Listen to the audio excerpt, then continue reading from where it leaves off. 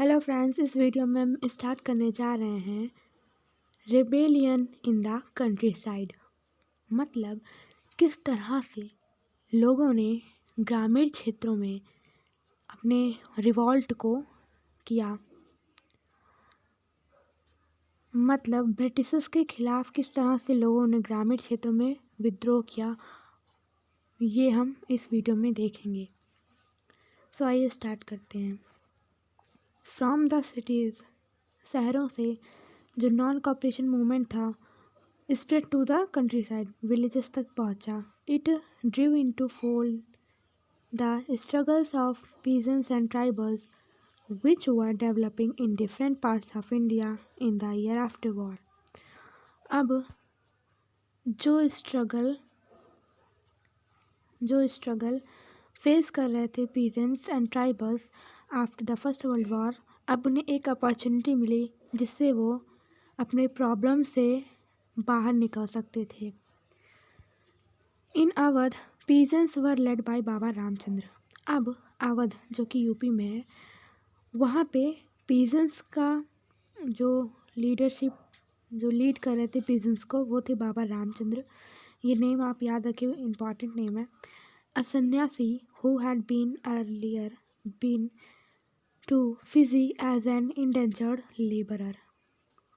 अब यहाँ पे देखिए बाबा रामचंद्र के बारे में बताया गया है कि वो एक सन्यासी थे, ओके, और वो फिजी जा चुके, पहले फिजी गए थे, ओके। फिजी ये जनरली एक प्लेस है। सो फिजी गए थे जहाँ पे उनको इंडेंचर्ड लेबरर मीन्स जैसे बोलते बंधुआ मजदूर, वो उन्हें वर्क करना पड़ा।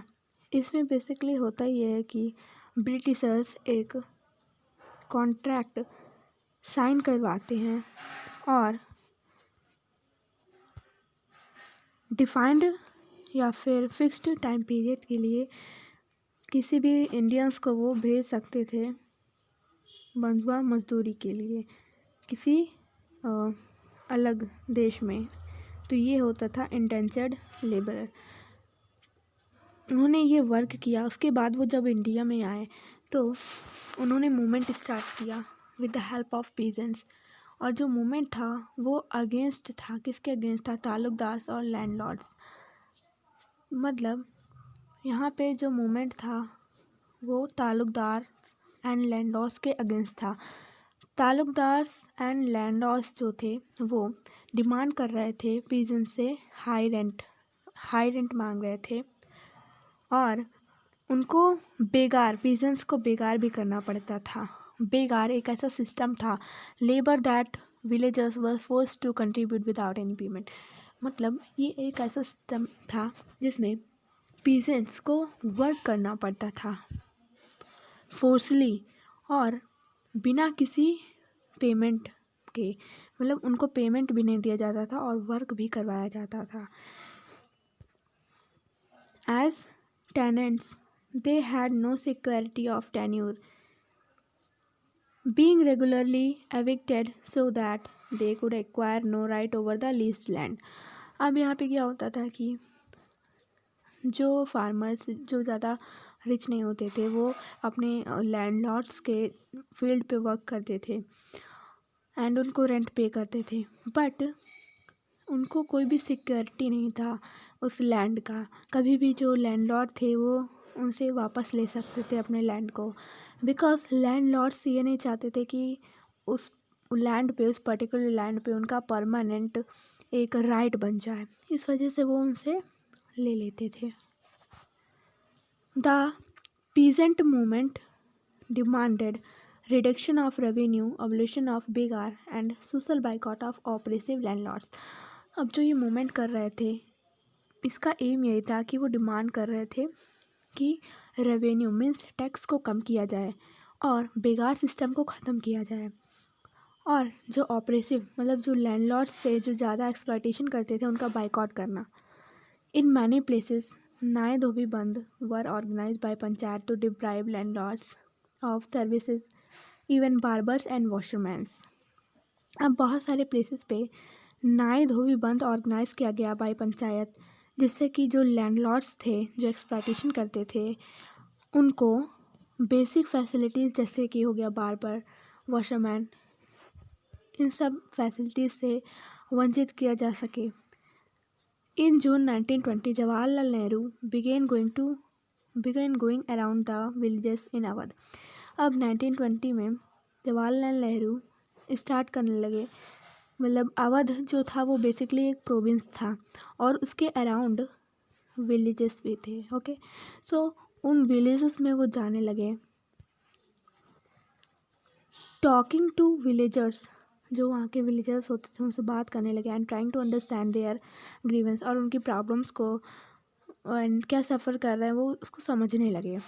बाय अक्टूबर द औध किसान सभा was setup headed by Jawaharlal Nehru, Baba Ramchandra and few others. अब क्या हुआ कि अक्टूबर में अवध किसान सभा बनाई गई एक, जिसके हेड थे जवाहरलाल नेहरू, बाबा रामचंद्र और कुछ और लीडर्स। विदिन अ मंथ, एक मंथ के अंदर ही 300 ब्रांचेस जो थे वो सेटअप कर दिए गए in villages around the region. Okay, so when the non cooperation movement began the following year, the effort of Congress was to integrate the Awadh peasants struggle into wider struggle. अब जब जो मूवमेंट था, नॉन कॉपरेशन मूवमेंट स्टार्ट हुआ उस year, तो कांग्रेस का effort ये था कि जो अवध के पीजेंट्स है वो जो स्ट्रगल कर रहे हैं उसको वाइडर लेवल पे एक्सपैंड करना। The peasants movement however developed in the form that the Congress leadership was unhappy with. अब इनका जो स्ट्रगल था पीजेंट्स का वो ऐसे फॉर्म में डेवलप हुआ जिससे कि कांग्रेस के लीडर्स अनहैप्पी थे, खुश नहीं थे। As the movement spread in 1921 the house of taluqdars and merchants were attacked. अब जैसे ही जो मूवमेंट था, नॉन कॉपरेशन मूवमेंट स्प्रेड हुआ 1921 में, तो क्या हुआ कि लोगों ने, जो पीजेंट्स थे उनके अंदर गुस्सा था तालुकदार्स एंड मर्चेंट्स के लिए, सो उन्होंने अटैक करना शुरू किया उनके घरों पे। बाजार वर लूटेड, मतलब बाज़ार को लूट लिया गया। And grain horde were taken, मतलब ग्रेन को भी ले लिए। In many places local leaders told peasants that Gandhiji had declared that no taxes were to be paid and land was to be redistributed among the poor। अब क्या हुआ कि बहुत सारे प्लेसेस पे लोकल लीडर्स ने ये मिसगाइड कर दिया कि अब गांधी जी ने ये कहा है कि कोई भी टैक्स आपको पे करने की ज़रूरत नहीं है, और जो लैंड है विलेज में वो फिर से डिस्ट्रीब्यूट किया जाएगा अमंग द पुअर्स।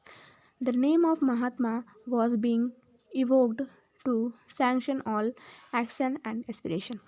अब क्या हुआ कि गांधी जी का नाम लेके जो पीजेंट्स कर रहे थे, अटैक कर रहे थे और बाज़ार को लूट रहे थे, वो सब कह रहे थे कि ये गांधी जी ने कहा है, तो मतलब वो एक नेगेटिव वे में चला गया।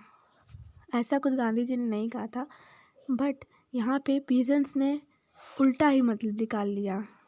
एंड कुछ लीडर्स थे, लोकल लीडर्स, जिन्होंने पीजेंट्स को मिसगाइड भी कर दिया।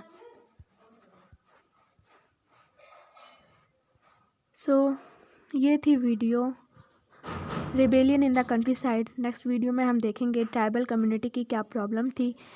तब तक के लिए थैंक यू सो मच।